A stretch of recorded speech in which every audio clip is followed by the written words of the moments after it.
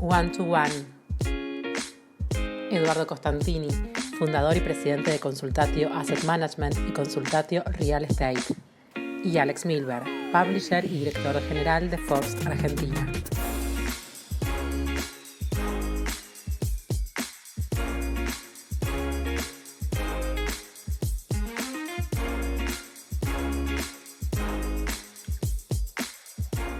Hola Eduardo, buen día. Muchas gracias Eduardo Costantini por esta entrevista con Forbes Argentina. ¿Cómo estás?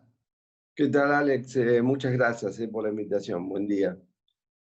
Siempre que hablamos, los temas giran alrededor de oportunidades de inversión, panorama en la Argentina y en el mundo, situación macroeconómica, que muchas veces es una charla circular porque Argentina tiene los mismos obstáculos desde hace décadas, pero siempre es interesante escuchar tu visión a medida que la coyuntura nos va modificando, nos va cambiando del eje.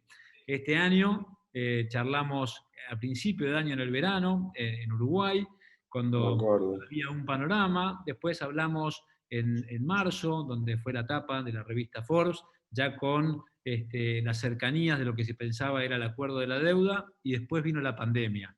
Charlamos alguna vez, ocasionalmente, para la web, del panorama en el medio de esta cuarentena. Ahora, ya pasados unos meses, aún en cuarentena un poco más laxa, quería preguntarte para arrancar, ¿cómo medís el impacto que va a tener finalmente esta pandemia en la Argentina y en el mundo a nivel macro? Bueno, mira, es increíble la fortaleza y los instrumentos que tiene el mundo, Estados Unidos, Europa, Asia, para contrarrestar el efecto gigante negativo de esta pandemia, ¿no es cierto? O sea, nosotros vimos cómo los gobiernos actuaron en la crisis de 2008-2009 y que sacaron a flote la economía con una ayuda masiva al sector privado, idem en esta oportunidad, ¿no? Que multiplicaron el esfuerzo a través de políticas monetarias y fiscales que superaron a veces el 20% del producto.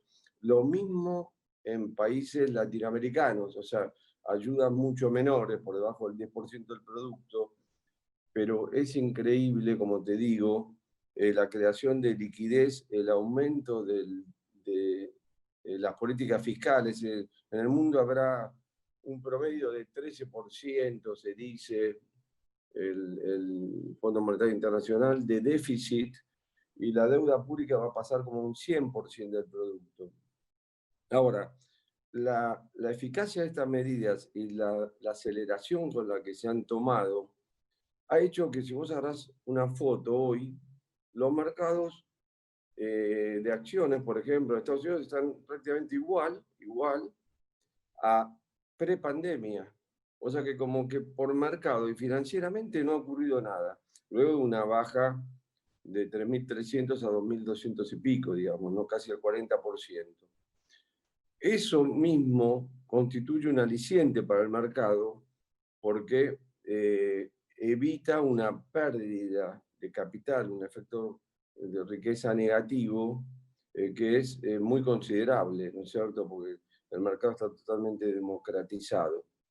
Entonces, ese es un efecto que no coincide con la realidad económica, porque la realidad económica seguís teniendo una tasa de desempleo del 10%, una caída del producto que va a ser como un 8% aproximadamente de Estados Unidos, la economía mundial de crecer del 3 y pico bajará al 3 y pico, 4, etcétera.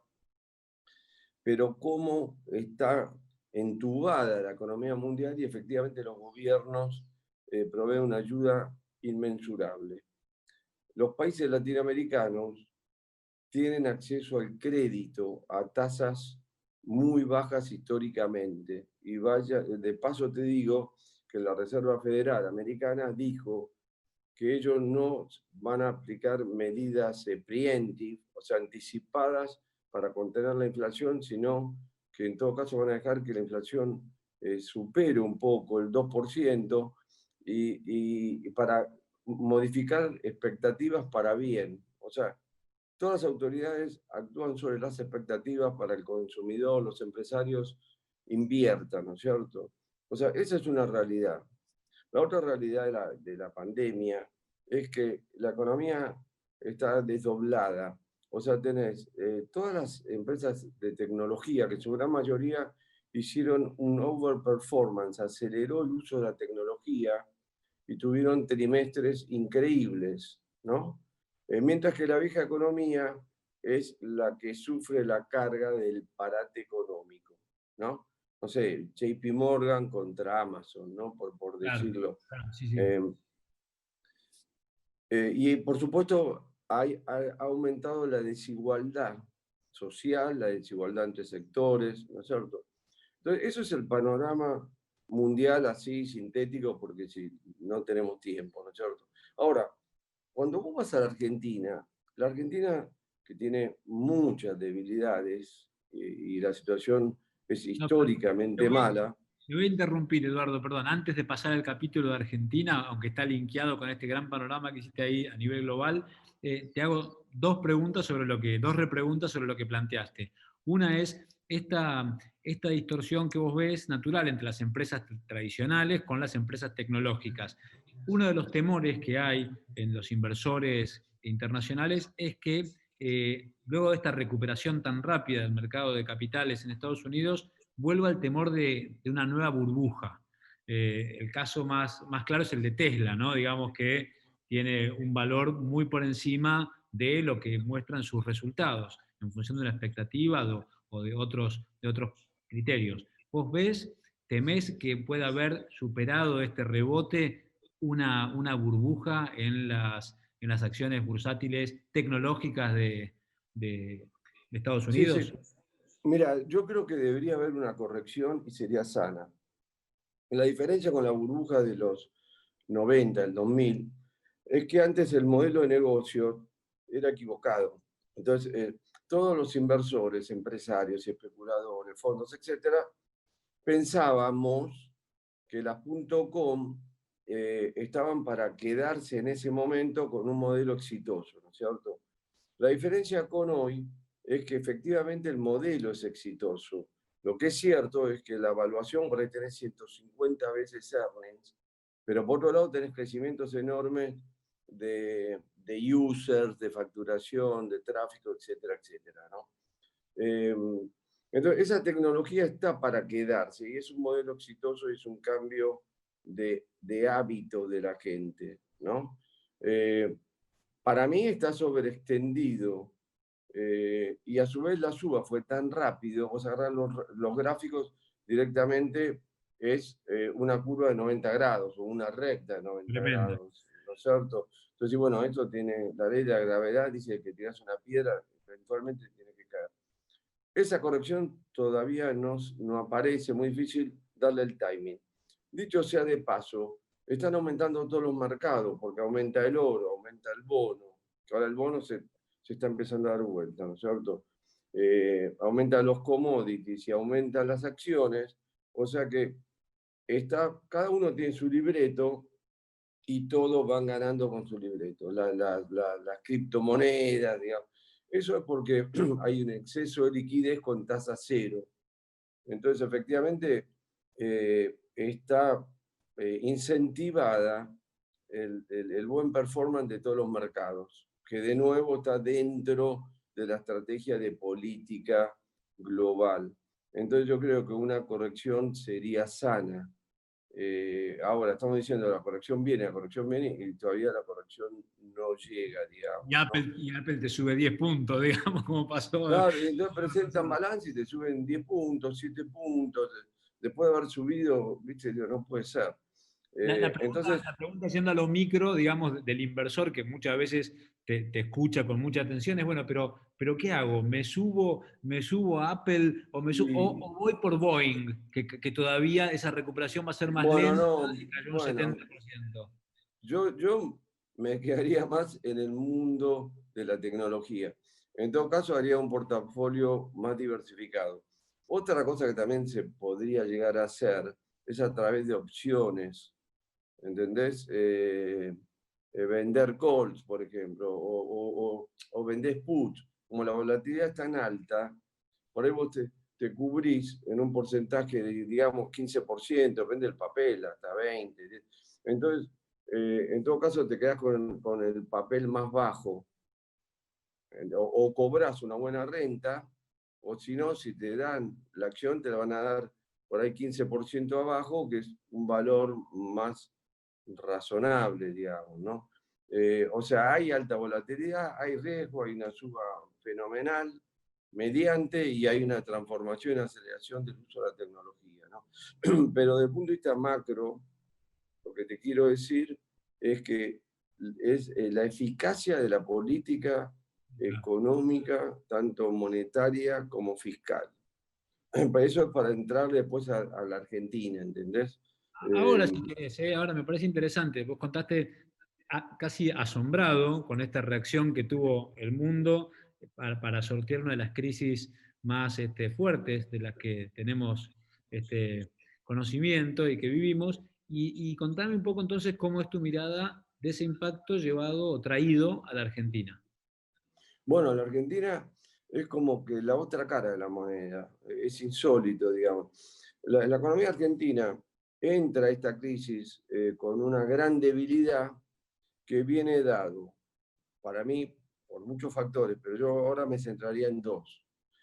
Uno es la falta de confianza y la otra es la falta de acceso al mercado de capitales, ¿no? Entonces, la Argentina prácticamente en default, que ahora llegamos a un acuerdo con los acreedores, al no tener acceso a mercado de capitales, no tener ningún fondo de garantía, tener déficit fiscal, no tiene los instrumentos que tiene el resto de los países, que han tenido el resto de los países, para sacar a la economía de terapia intensiva. O sea, el parate, cómo ha inducido. La Argentina por ahí está instrumentando un programa de ayuda de 2-3 puntos del producto, ¿entendés? Que eso es muy poco en relación a las necesidades que vienen dadas por dos factores. Uno, por la longevidad de la cuarentena, y el otro por el enorme porcentaje de pobreza, que además, dicho sea de paso, ha aumentado aún más, ya sobre un nivel social muy bajo, ¿no? Producto, bueno, de todo lo que sabemos de la falta de crecimiento secular de la Argentina. Entonces, la Argentina tiene una necesidad social enorme, no tiene recursos financieros para asistir a la economía y además no cambia expectativas. Y el gobierno no hace mucho para cambiar esas expectativas porque gobierna pensando de alguna forma que somos el ombligo del mundo. Y no es así, o sea, nosotros somos un alumno con muy malas notas y mala conducta y deberíamos hacer lo que hizo Lula al comienzo de su mandato, por allá en el año 2000 o parecido, digamos. O sea, deberíamos ser mucho más ortodoxos. La deuda se debería haber llegado a un acuerdo mucho antes, ser mucho menos belicosos con los acreedores, ser amigables, pues son los mismos que nos compran los bonos. Y entonces, ¿qué es lo que pasa? Firmamos el acuerdo y el mercado se comió toda la suba de los primeros días del acuerdo. Se terminó la primavera o el veranito, ya estamos a los mismos precios que antes del acuerdo. Pasaron no sé cuántos días, o sea, la gente se sigue dolarizando, el dólar está por las nubes. Y si vos no tenés las expectativas favorables, es muy difícil financiarte para la inversión, para los programas sociales, para financiar el déficit, etcétera, etcétera, para aumentar el consumo, ¿no es cierto? Entonces, además el mundo te está prestando, o sea, Chile, Uruguay, se endeudaron al 2 y pico % a 10 años. O sea, lo que se decía que iba a haber una cadena de default de países emergentes y que se requería cambios estructurales en los organismos internacionales, no fue necesario, porque la economía de mercado facilitó a estos países emergentes créditos a tasas hiperaccesibles y sobresuscriptos sus bonos. O sea que por ahora el funcionamiento de la economía mundial está actuando muy bien a pesar de la enorme caída de productos, desocupación y todos los avatares y sufrimientos de la familia, digo, ¿no? A nivel de asistencia financiera y programas de ayudas fiscales, ¿no? Se abren varias ventanas con lo que acabas de decir o varios temas para repreguntar. Uno es, en concreto, vos sugeriste, la frase fue Argentina está en un estado de coma inducido, y por otra parte, el veranito de la alegría de este cierre con los acreedores, aunque fuera largo, demorado. Bueno, la versión del gobierno es que se demoró por la intransigencia de los acreedores por la intransigencia del gobierno, pasan toda negociación, pero ya no es relevante en el punto de que ahora es ese veranito que se cerró, duró menos de una semana. Vos percibís que el mercado, la gente tomó ganancia y se fue de las acciones argentinas. No es tomar ganancias, porque tomó ganancias el que De este- compró de una este- semana antes y vendió el sí, primer día, ¿viste? Son sí. tres personas que bueno, hay que sacar el sombrero. No, pero por ahí no pasa el país. Lo que necesitamos es un cambio de expectativas. Y Pero el cambio de que no expectativas sirvió, que no no se lo alcanzó, ve. digo. El acuerdo con el fondo no alcanzó para ese cambio de expectativas. No alcanza porque, ¿por qué? Porque falta un programa económico, falta una posición ideológica, una unificación en el poder, ¿no? del Ejecutivo. Falta un diagnóstico más o menos homogéneo del país como nación y el conocer el rumbo del país y sobre eso instrumentar un plan económico integral donde claramente hay que atacar el tema de la inflación, del déficit fiscal, de la promoción a las inversiones, la disminución de la carga fiscal, que es obvio porque no hay margen para la inversión, digamos, está demostrado históricamente. Y después una política también cambiaria. O sea, acá hay un problema de falta de generación de dólares a nivel de flujo, porque a, a pesar del superávit comercial que ha habido en el primer semestre, las reservas no aumentan. O sea, y hay un atesoramiento en dólares, hubieron 3 millones de personas que compraron dólares el mes pasado. Entonces, es muy difícil gobernar un país de esta manera. Entonces, el decir, no hay plan, y vamos a alargar una medida, después vamos a alargar otra medida, después otra medida. O sea, Keynes ya lo dijo, la economía depende de expectativas, y tenés que lograr un equilibrio macro que claramente no está. Estamos hablando de una inflación. ¿Y cuál va a ser la inflación? Y 40-50% anual. Bueno, es imposible. Claro, el No acuerdo con el funciona fondo así. sería condición necesaria, no suficiente, y hace 2 días entrevistábamos también, aparte de Stiglitz, que estaba muy contento con este acuerdo, entrevistamos al exministro Lacunza, que él hacía hincapié en lo que estás contando vos, la necesidad de un rumbo, si vamos hacia Vicentín o si vamos hacia otra visión, y la necesidad de ver cómo se va a financiar la recuperación. Por ahora se vienen anunciando ideas desde un plan universal, nuevo, y la gran pregunta que nunca tiene respuesta, incluso el presidente, en una entrevista cuando le preguntaron, dijeron, después lo vamos a ver, cuando se lo preguntó un periodista de Bloomberg, la gran pregunta que te transmito a vos ahora, Eduardo, es cómo, sin acceso a las tasas que tienen los países de la región, cómo se va a financiar Argentina para la recuperación inmediata para esta curva que ojalá fuera en B en el 2021. ¿Cómo nos vamos a Bueno, financiar? yo creo que la Argentina debería ser más ortodoxa y eso se daría un poco de la mano del fondo, aunque esto queda mal decirlo, ¿no?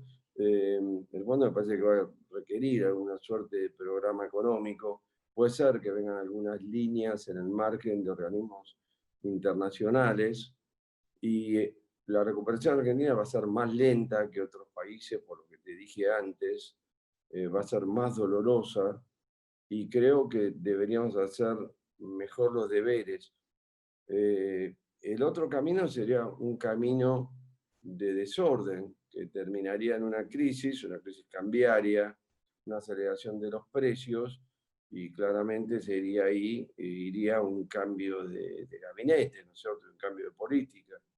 El gobierno sabe que hay elecciones el año que viene y por lo tanto va a desear que esto salga adelante. O sea, no sé la practicidad y la conveniencia política eh, vis a vis la posición ideológica y heterodoxa de ir por medidas individuales, promoviendo esta actividad, la otra, sin un programa consistente, cómo se van a llevar. Yo creo que debería imperar la razón, dejar la ideología de lado y poner en práctica un programa económico serio, disciplinado, a partir del cual, con el acuerdo con el fondo, cambie o modifique para bien las expectativas a nivel global.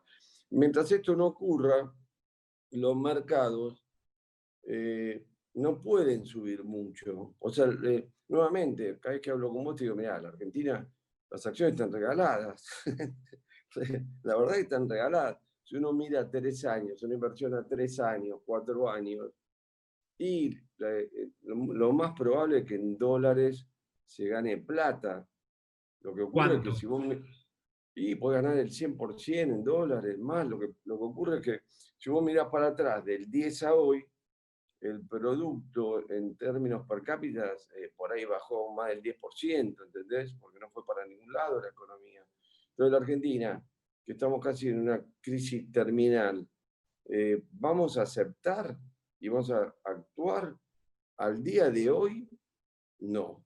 O sea, no hay ningún cambio, no hay ninguna intención de cambio estructural en la Argentina. Y ese cambio estructural se daría en el corto plazo, se da de frente con la necesidad social y el nivel de pobreza, por lo menos a flor de piel, ¿no? Después resulta que si vos haces un buen plan y cambias expectativas, aumenta inversión, entran los dólares, bajan las tasas, una serie de beneficios que a la postre terminan beneficiando a la enorme cantidad de gente desempleada. Recordábamos el otro día también con Lacunza y con Stiglitz que de los últimos 60 años Argentina tuvo déficit 55, que es un tema endémico de nuestro país. Y también recuerdo que en enero, cuando charlamos por primera vez este año, vos estabas bien sorprendido para bien, con cierto cuidado de la caja en lo que tenía que ver con el tema previsional, que fue como uno de los ajustes que se hizo durante el gobierno a principio de año. Tu gran incertidumbre, y la que entiendo de una parte del mercado, es esa tensión de ¿se cuidarán las cuentas? ¿Podremos alguna vez cuidar las cuentas? ¿Y es posible cuidar las cuentas en este contexto donde va a haber que inyectar dinero a la economía, pero no vamos a tener fuentes de financiamiento? Digo, esa tensión de vamos para un lado o para el otro, ¿cómo crees que finalmente se va a resolver? No, lo que pasa es que como no tenemos recursos genuinos, si vos decís, bueno, yo aumento la asistencia, vos la asistencia la aumentás a través de la emisión, a través de lo que se llama la reconstrucción de la curva pesos, vos vas a poder absorber parte de la emisión, pero como la demanda de pesos es muy baja, el resto, lo que no absorbes, se va a dólar, y el dólar se va a precios. Entonces, y los precios se van a caer del salario real, etcétera, etcétera. Entonces, una cosa es lo que uno desea y otra cosa es lo que puede. La Argentina tiene muy poco grado de libertad. Entonces, nuevamente volvemos a lo anterior. Una cosa es el deseo de ayudar a la gente y a las empresas que están tan afectadas, y otra cosa es la capacidad. Por eso deberíamos aprender de esto, en vez de aprender de la experiencia, es decir, por no hacer las cosas bien ante esta situación inédita de la pandemia, el sufrimiento que tenemos que pasar frente a nuestros vecinos y el norte, que tiene mucho más capacidad de ayudar, tendríamos que capitalizar eso. Pero contestándote lo que vos me decís, no se puede empezar a emitir y hacer ayudas masivas, porque terminaríamos en una hiper, y ellos lo saben. Entonces, lamentablemente la ayuda va a ser menor, la recuperación va a ser más lenta, y cuanto más ortodoxo sea el programa económico, aunque esto suene una mala palabra, mayor va a ser el beneficio para la gente con mayor necesidad, porque contribuiría a modificar expectativas, el dólar podría bajar, podrían ingresar capitales, convertirse, la demanda de dólares también bajar, y eso facilitaría la inversión y la actividad económica.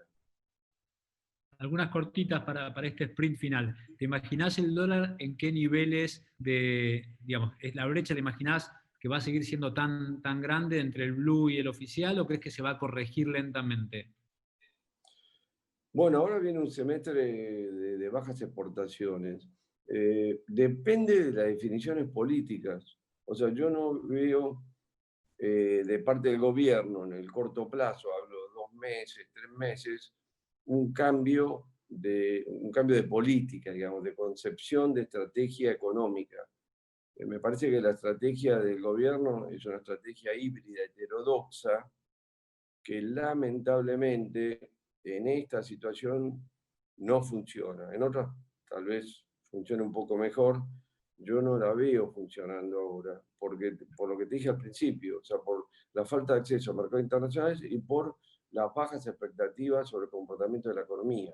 ¿Crees que este gobierno puede repetir el error del gobierno anterior, en donde había tensiones muy notorias entre un ala de una tendencia económica y otra del mismo gobierno? Digo, pasó entre Prat Gay con Marcos Peña, Lopetegui y Quintana, esa tensión que no estaba unificado el Ministerio de Economía fuerte y que derivó en distintas descoordinaciones. ¿Crees que puede pasar lo mismo en este gobierno? Bueno, yo creo que sí, o sea, que va a haber esa situación, porque me parece que a través de esta estrategia política vamos a una situación más complicada, una situación macro más complicada, una complicación en el nivel de las reservas, y, y se va a ir acercando la fecha de la legislativa del año que viene, entonces van a sacar las cuentas y me parece que yo creo que eso va a producir un cambio. Ojalá las cosas anden mejor de lo que yo creo y que no sea necesaria esa situación, ¿no? ¿Te imaginás a Martín Guzmán como ministro de Economía de la segunda etapa, superados los acuerdos, se cerró esto con los acreedores, queda la negociación con el FMI? ¿Crees que Martín Guzmán va a seguir siendo el ministro de Economía para la etapa que viene? Justo tengo un Zoom con él mañana, así que como oyente, se me va a matar. Pero eh, si no hay yo ya te digo, si no hay un cambio, la situación va a producir el cambio, ¿entendés? Y me parece que yo creo que la situación va a producir un cambio más que el equipo actual producir el cambio. Bien. Eduardo, para terminar la última, ¿invertís en Argentina hoy? ¿Te pones el casco, como siempre decís, para invertir en Argentina? ¿O decís, para qué? ¿Sumarle a todo a este contexto de volatilidad, sumarle el riesgo argentino? Bueno, ya estoy reinvertido en Argentina, ¿no? Con todas mis inversiones inmobiliarias.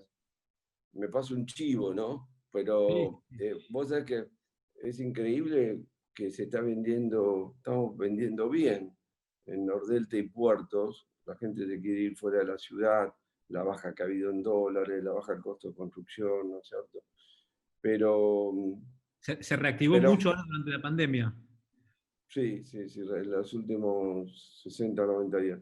Pero yo creo que en Argentina hoy hay que tener un porcentaje pequeño de la cartera financiera en empresas conocidas de liquidez, ¿no es cierto? Digamos, con un panorama de 3 años, ¿no? O sea, no con un panorama de 6 meses. Claro, Es para claro. guardar, es para guardar.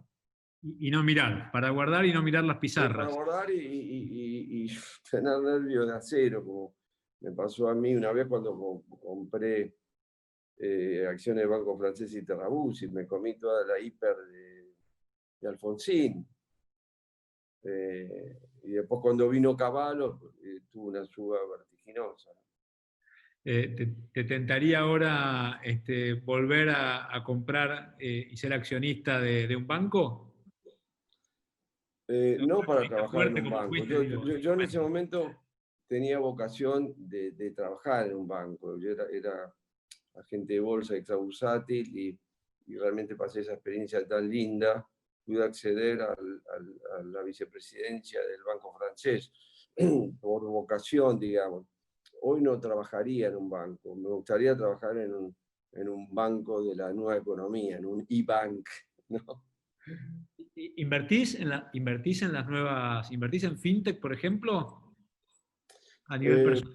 no lo hago. O sea, nosotros tenemos un grupo financiero que tratamos de desarrollar el retail, pero nos está costando mucho. O sea, el tema, vos con una aplicación o lo que fuere, tenés que tener éxito al principio y tener un volumen gigante, ¿no es cierto?, como los que han tenido éxito. O sea, la probabilidad de éxito es muy baja y los que tienen éxito tienen una multiplicación y tienen la escala requerida para sostenerse, ¿no es cierto? Y la Me última, ¿el arte cómo gustaría... está? ¿Cómo? ¿Se está moviendo el arte en tiempos de pandemia? ¿Cómo están las inversiones en el mundo del arte? Bueno, sí, el arte hay remates online, una casa de remates, te hablo internacional, hizo una venta online que participaron compradores de todos los continentes y ahí también se vendió arte latinoamericano. Y claro, porque hoy con la tecnología, yo antes de este tema he comprado muchas obras por la imagen en mi celular, ¿entendés? O por ella la conocía por catálogos anteriores, etcétera. Es muy fácil. Vos me mandás una obra, yo la veo en mi celular y te digo, si es el campo que yo conozco, la calidad de la obra, etcétera, etcétera, ¿no? O sea, se puede comprar con relativa facilidad. Así que bueno, por supuesto que funciona menos, no hay ferias, los museos estamos cerrados, entonces tenemos el streaming, una gran actividad, pero a distancia, ha cambiado el formato también, hasta la reapertura, entonces hay que tener flexibilidad, el más, ¿viste? Hay que vivir con lo que hay y adaptarse a este nuevo mundo, ¿no? Volatilidad afuera y adentro, reactivación en real estate, reactivación lenta en el arte y un panorama siempre de incertidumbre en la Argentina. Eduardo Costantini, muchas gracias una vez más por esta charla con Forbes Argentina.